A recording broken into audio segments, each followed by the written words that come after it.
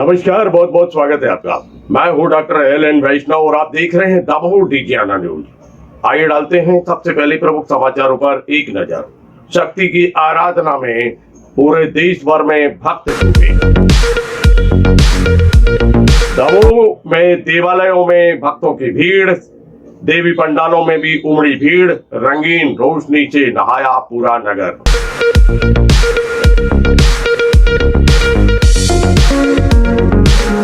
पथरिया विधायक रामबाई के द्वारा कलेक्टर दमोह के विरुद्ध अभद्र भाषा का प्रयोग।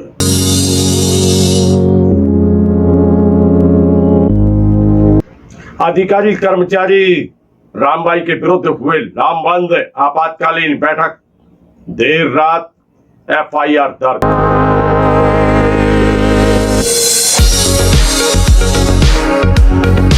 नृत्य के माध्यम से मां भगवती को प्रसन्न कर रही है मातृभक्ति, जगह जगह गरबे का आयोजन।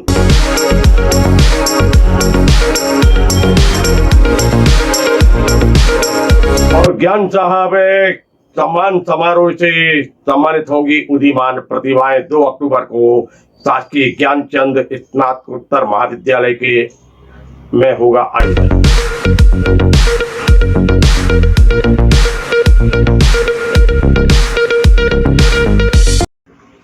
नमस्कार, समाचार विस्तार से। शक्ति की आराधना का पर्व नवरात्रि चल रही है और पूरे देश भर में भक्त मां भगवती को प्रसन्न करने के लिए प्रयास कर रहे हैं। वह लगातार देवालयों में जा रहे हैं, देवी पंडालों में पहुंच रहे हैं, साथ में उपवास कर रहे हैं, व्रत कर रहे हैं, हवन कर रहे हैं, पूजन कर रहे हैं। मां भगवती को प्रसन्न करने का लगातार उनका प्रयास है। और बात कर रहे हैं मध्य प्रदेश के दमोह की, तो दमोह में देवालयों में भक्तों की भारी भीड़ देखी जा रही है।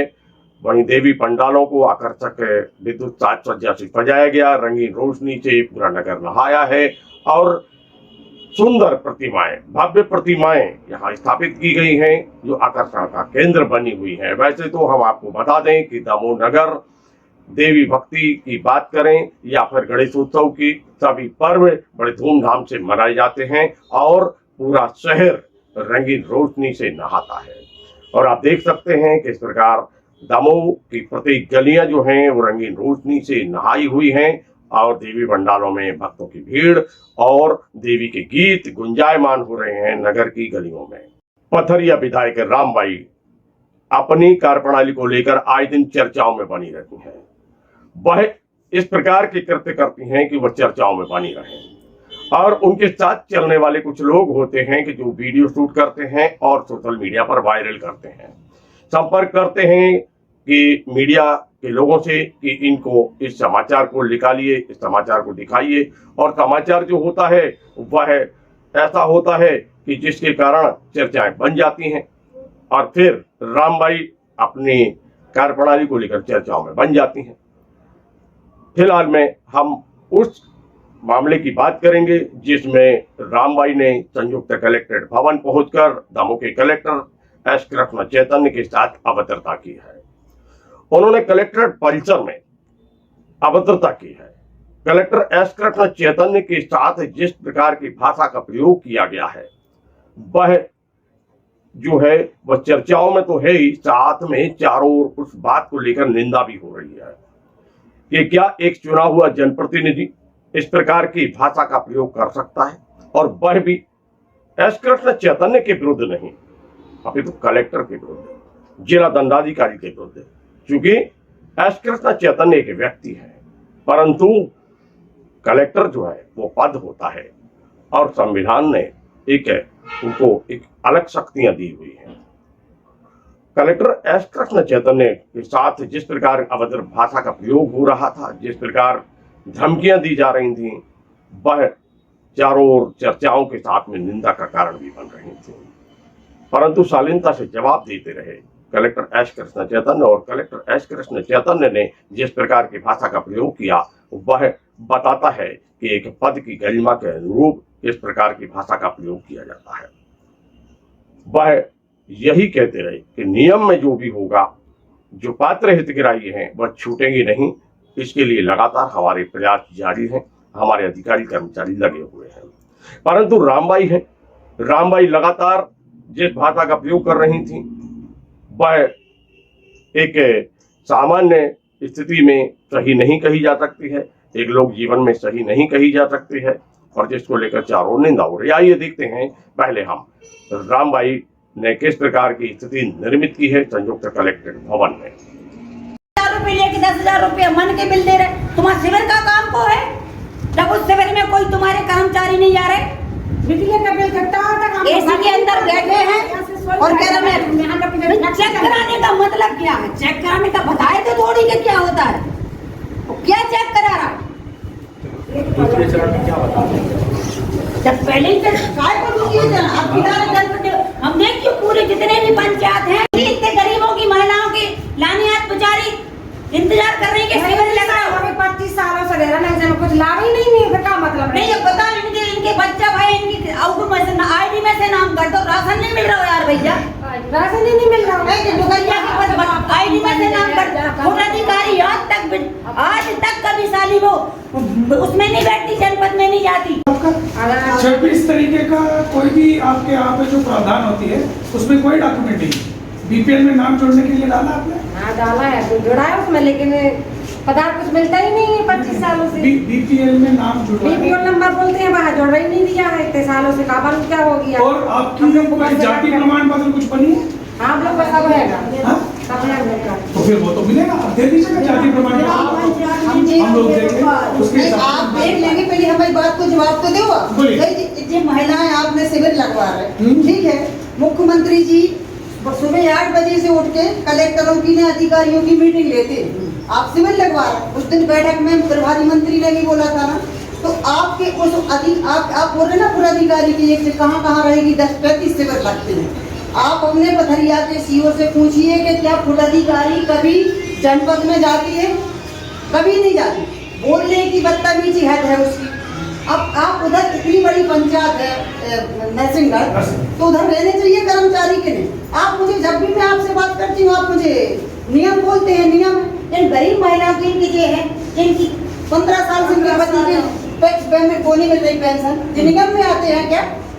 अगर नियम में आते क्या बताइए मुझे। अगर उनकी प्रावधानी ये देख लो, ये प्रावधानी देखो, ये देखो मृत्यु प्रमाण पत्र उसके पति को चेक नहीं करा पहले आपका कर्तव्य क्या है आप ये बताइए। आप कलेक्टर है ना, कलेक्टर का मतलब बताइए, पूरा सभी लोग कलेक्टर का मतलब बताइए। जिसकी पात्रता है, ये पात्रता नहीं है, ये पात्रता नहीं है, मैं चेक करूं। तो क्या चेक कराओगे? 15 साल में चेक नहीं करा पाते हो क्या? मैं चेक आपका कर्तव्य क्या है आप ये बताइए पहले। जो नहीं काय का निर्देश, कैसे निर्देश की बात करते हो? ठीक है, बस कर्तव्य क्या है तुम्हारा? आगे बीच के सोने का थोड़ी है।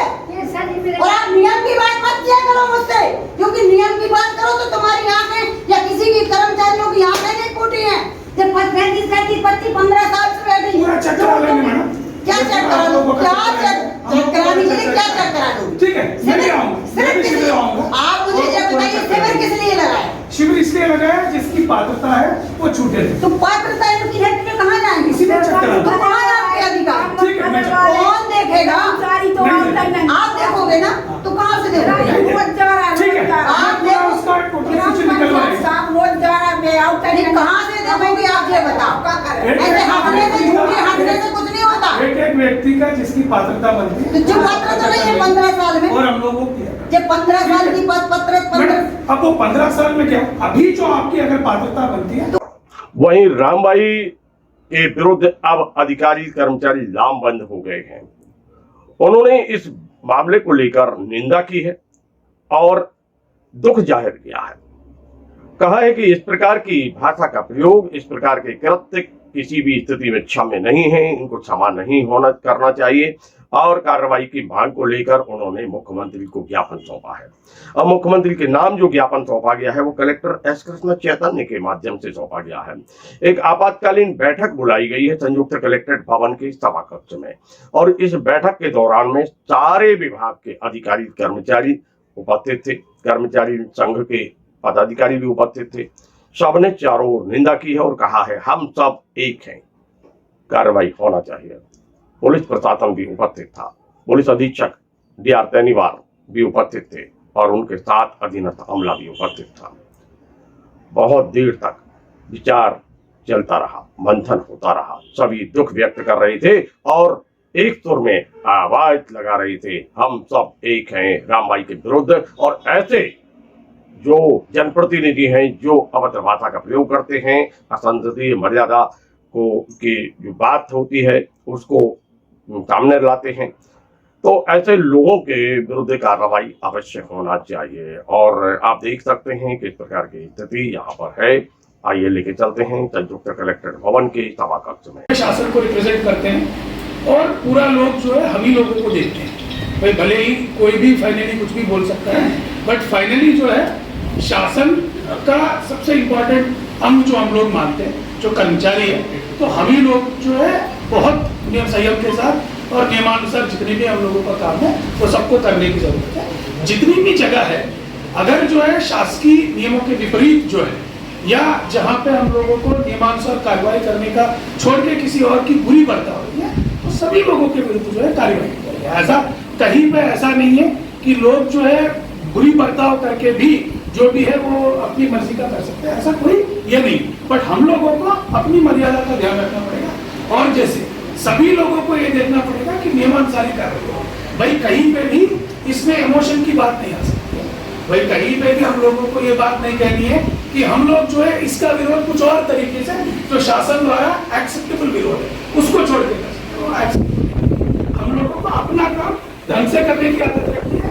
भाई अगर आपको कही है तब भी मैं लगता मुझे लगता है मुझे ही कहा गया है, कोई भी व्यक्ति हो करवा सकता है। बट अगर वहाँ पर होता है तो डेफिनेटली जो है हम लोगों का नियमानुसार जो है उनके विरुद्ध कार्रवाई करने का जो भी है हम लोगों को पहले से तैयार करनी है।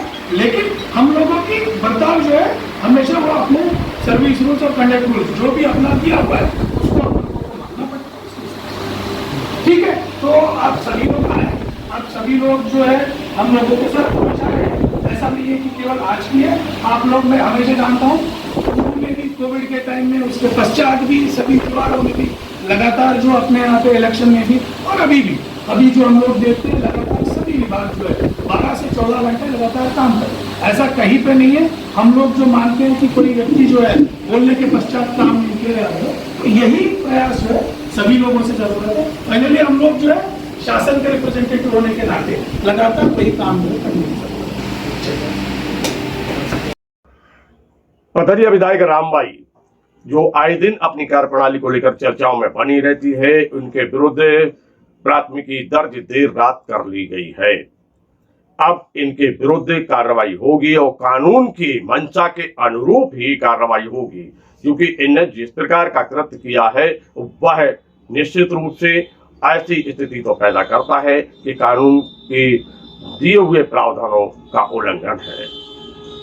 अभिव्यक्ति की स्वतंत्रता का मतलब ये नहीं होता है कि किसी भी शब्द का प्रयोग किसी भी व्यक्ति के लिए और किसी भी जगह पे किसी भी पद के लिए किया जाए, और यही सब किया है रामबाई ने। रामबाई फिर विवादों में आ गई हैं और रामबाई के विरुद्ध अब बड़ी कार्रवाई होने के संकेत जो मिल रहे थे वह अब परिणत हो चुके हैं। उनके विरुद्ध देर रात प्राथमिकी दर्ज हो गई है।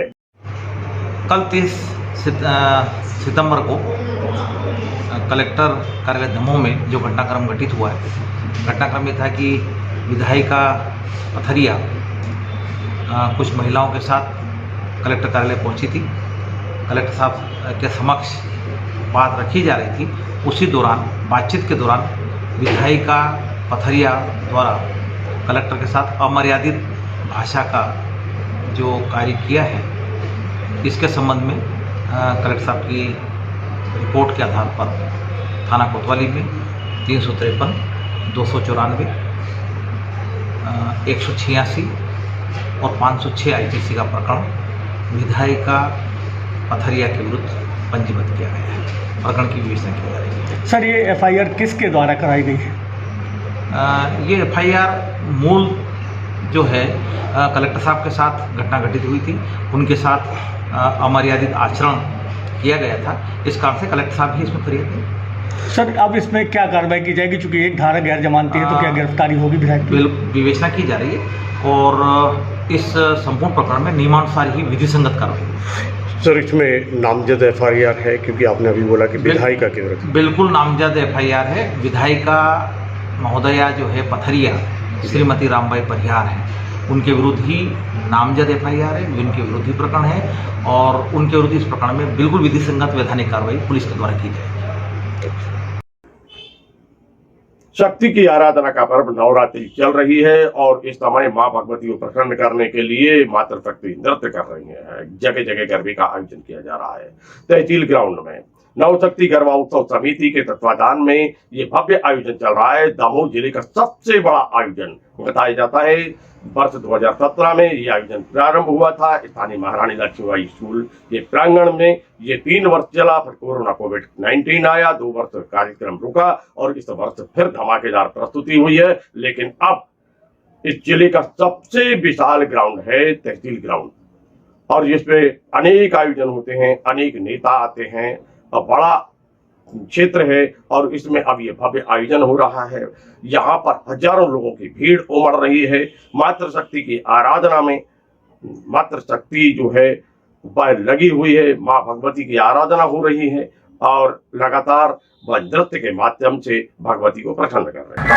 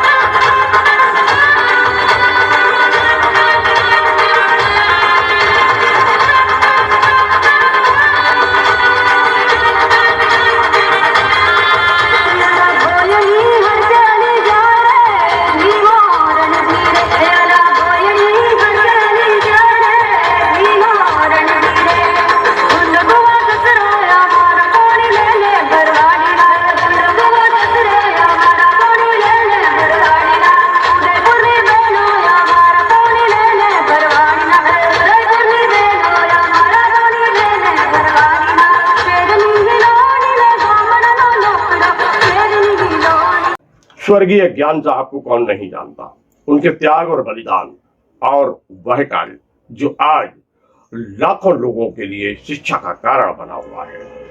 इसीलिए कहा जाता है ज्ञान साहब ज्ञान के प्रकाश पुंज थे। वह आजादी के में भाग लिया, भारत की आजादी में स्वतंत्रता संग्राम सेनानी के रूप में उन्होंने भाग लिया और फिर वह बन गए ज्ञान देने वाले।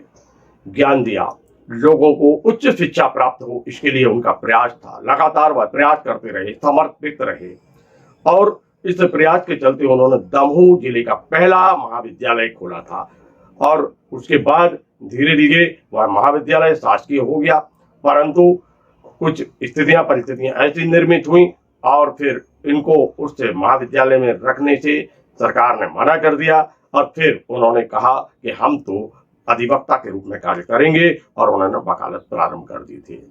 परंतु उन्होंने जो बीज बोया था आज वह विशाल बरगद वृक्ष के रूप में परिणत हो गया है और यहाँ का सबसे बड़ा महाविद्यालय शासकीय ज्ञानचंद स्नातकोत्तर महाविद्यालय आज लाखों छात्र छात्राओं के लिए अध्ययन का केंद्र बना हुआ है। अभी तक के इतिहास में अगर देखा जाए तो यहाँ पर लाखों छात्र छात्राओं ने अध्ययन प्राप्त किया है और अभी हजारों छात्र छात्राएं यहाँ पर अध्ययनरत हैं। और ऐसे ही स्वतंत्रता संग्राम सेनानी ज्ञान साहब की स्मृति में प्रति वर्ष 2 अक्टूबर को एक आयोजन होता है। उदीयमान प्रतिभाओं का यहाँ पर सम्मान होता है और शासकीय ज्ञानचंद स्नातकोत्तर महाविद्यालय के सभाकक्ष में ऑडिटोरियम में इस वर्ष भी 2 अक्टूबर को ये आयोजन होने जा रहा है, जहां पर उदीयमान प्रतिभाओं का होगा सम्मान और यहाँ पर ख्याति प्राप्त वक्ता जो पूर्व में अपने विचार व्यक्त करते थे इस बार भी आएंगे और लोगों को प्रेरणादायी उद्बोधन देंगे। आयोजन के संबंध में हमने पंकज हर्ष श्रीवास्तव से चर्चा की है। क्या कह रहे हैं वो। 32वां ज्ञान साहब सम्मान समारोह है इस वर्ष फिर आयोजित है और उदीयमान प्रतिभाओं का सम्मान किया जाता है। इस मंच से इस वर्ष के आयोजन में किन उदीयमान प्रतिभाओं का सम्मान होगा?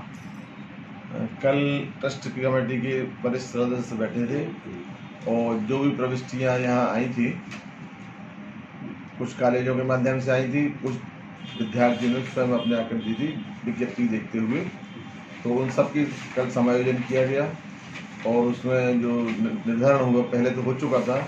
आयुषी शुक्ला 12th क्लास में प्राप्त किया था, 97.4% इसके मार्क्स आए थे, उसका नाम सबने सर्वसम्मति से पास किया। ग्रेजुएशन लेवल पर स्नातक स्तर पर Kumari Mridul Chaurasia, daughter of Dilip DK. Chaurasia, Imlai road पे उनका मकान है। उसने बीएससी में पूरे सभी जिले भर में सभी डिग्री होल्डरों में सबसे ज़्यादा नंबर प्राप्त किए। तीसरा नंबर पोस्ट ग्रेजुएशन पे है। तो ये विद्यार्थी जो है मृदुल चौरसिया, ये टाइम्स कॉलेज की छात्र रही है और पोस्ट ग्रेजुएशन लेवल पर जो छात्र आया है उसका नाम है अंशुल जैन। उसने M.Com में 86% मार्क्स प्राप्त किए सभी फैकल्टी को पार करते हुए। और PhD के लिए एक ही नाम प्रविष्टि आई, डॉक्टर मालती नायक की। ये पहले मैं आपको बताया था, वो फिर कंफर्म हो गया। और जो अभी नई सूचना आई और जिसके लगा कि हम लोगों को कुछ और पुरस्कृत करना चाहिए, तो 2020 का कोई हम लोग के पास डाटा नहीं आया है, जबकि हमने विज्ञप्ति में पहले दे दिया था पिछले वर्ष कि 20-21 के भी अगले साल दिए जाएंगे। 21 की एक प्रविष्टि आई हमारे पास, आई तो कई प्रविष्टियाँ हैं डायरेक्ट, तो उसमें एक प्रविष्टि आई है कुमारी शिवानी शुक्ला जो श्रीवास्तव कॉलोनी रहती है, जिनके पिताजी के नाम कैलाश शुक्ला है। उसने MA ज्योग्राफी से किया और जिले भर में सबसे अधिक अंक प्राप्त किए, तो उसको 2021 का पुरस्कार दिया जा रहा है, समग्र पुरस्कार। और इसके साथ साथ 4 लोग इसको मिला के 4 छात्रों को छत्रसाल विश्वविद्यालय छतरपुर द्वारा स्वर्ण पदक से सम्मानित किया गया था, क्योंकि उन्होंने अपने अपने संकाय में पूरे संभाग भर में, मतलब ये जो जितनी यूनिवर्सिटी है छतरपुर से लगी हुई, उन सब में अच्छे अंक पाए थे स्वर्ण पदक। उसमें पहला नाम था शिवानी शुक्ला, उसका पुरस्कार उसको दिया जा रहा है। दूसरा नाम था प्रज्ञा दुबे, उसने संस्कृत में MA किया था और उसको स्वर्ण पदक यूनिवर्सिटी ने दिया था। तीसरा नाम आया है शैलेंद्र अहरवाल, इन्होंने जूलॉजी में MSc की थी और सर्वश्रेष्ठ नंबर आए थे, इनका नाम प्रस्तावित था स्वर्ण पदक के लिए। और चौथा नाम जो आया है वो नाम है आकाश दुबे, इन्होंने MA इंग्लिश में किया था और इनको इस स्वर्ण पदक के लिए चुना गया था पिछले वर्ष छतरपुर से। तो इन चारों को हम लोग विशेष प्रतिभा के रूप में पुरस्कृत करेंगे। विशेष पुरस्कार में वही जो सिल्वर का ओरिजिनल सिल्वर का मेडल होता है और एक आकर्षक प्रशस्ति पत्र होता है वो दिया जाएगा। और जो PhD का नाम मैं आपको बता चुका, अब जो प्राध्यापक निर्वृत्त हुए हैं जिनकी हमारे पास सूचना बायोडाटा आया, उसमें doctor KP Rathore, doctor Kiran Dubey Goswami, doctor Ratnesh Saraf, doctor VK Rohit और डॉक्टर श्रीमती रश्मि जैन, इन 5 लोगों को कल मंच पर बुलाकर इनका यशगान किया जाएगा, सम्मान पत्र बांटा जाएगा और इनको सम्मान देके हमारा ट्रस्ट कृतकृत अनुभव करेगा, क्योंकि इन्होंने शैक्षिक जगत में महाविद्यालय स्तर पर अपनी अमूल्य सेवाएं दी हैं इसके लिए। और फिर जो कल का कार्यक्रम रहेगा, मुख्य अतिथि जो पधार रहे हैं जबलपुर से डॉक्टर अखिलेश गुमास्ता, वो एक अच्छे सफल सर्जन तो हैं ही, आर्थोपोडिक सर्जन, इसके साथ ही आध्यात्मिक चिकित्सक भी हैं। उन्होंने अध्यात्म में बहुत गहरी पहुंच बनाई और गीता और रामचरितमानस को उन्होंने पोइट्री में इंग्लिश में ट्रांसलेट किया 5000 प्रश्नों में। वो उनके लिए एक बहुत बड़ा लेवल की बात हो गई। तो उन्होंने अपनी स्वीकृति दी है, कल वो आएंगे और 3 से 5 बजे के बीच पूरा कार्यक्रम होगा। इन पुरस्कृत छात्रों को पुरस्कार दिया जाएगा, जो हमारे प्राध्यापक गण हैं उनका सम्मान किया जाएगा और उसमें उनका एक अच्छा सारगर उद्बोधन होगा, जिसके लिए दमोह की जनता प्रतिवर्ष प्रतीक्षा करती है। और 2 साल का गैप पड़ गया, लेकिन इस साल से फिर प्रथा शुरू हो गई है। और मैं आपके माध्यम से कहना चाहूँगा कि जो भी प्रबुद्ध वर्ग के लोग हैं जिनको लगता है कि अच्छे लोगों को सम्मान हो रहा है, उनके सम्मान में भागीदारी करें। या जिन बच्चों को पुरस्कार मिल रहा है उनका प्रोत्साहन करें। उन सबसे हमारा अनुरोध है वो कल 3 बजे ज्ञानचंद श्रीवास्तव शासकीय स्नातकोत्तर महाविद्यालय के ऑडिटोरियम में पधारने की कृपा करें।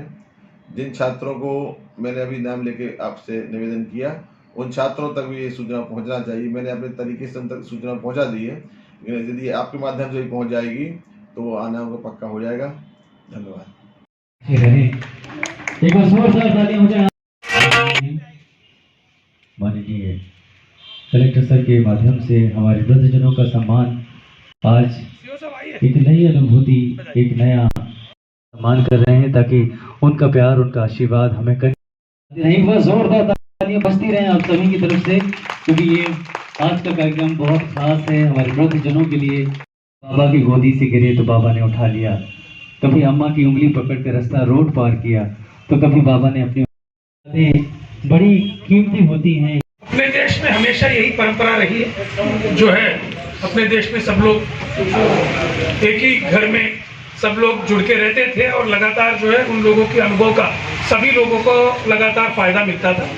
लेकिन बीच में हम लोग ये देखने के लिए मिला है कि लोगों में वो जो थी वो सब लोगों को मिलकर रहने की जो धारणा थी थोड़ा बहुत अपने भी देश में जो है वो इफेक्ट होती जा रही है, कम होती जा रही है, जिसकी वजह से जो है हम लोग आज के डेट में जो हम लोग देखते हैं वृद्धाश्रमों में हो या कई और जो है आश्रमों में जो अपने वृद्ध है वो रहने की जरूरत पड़ रही है।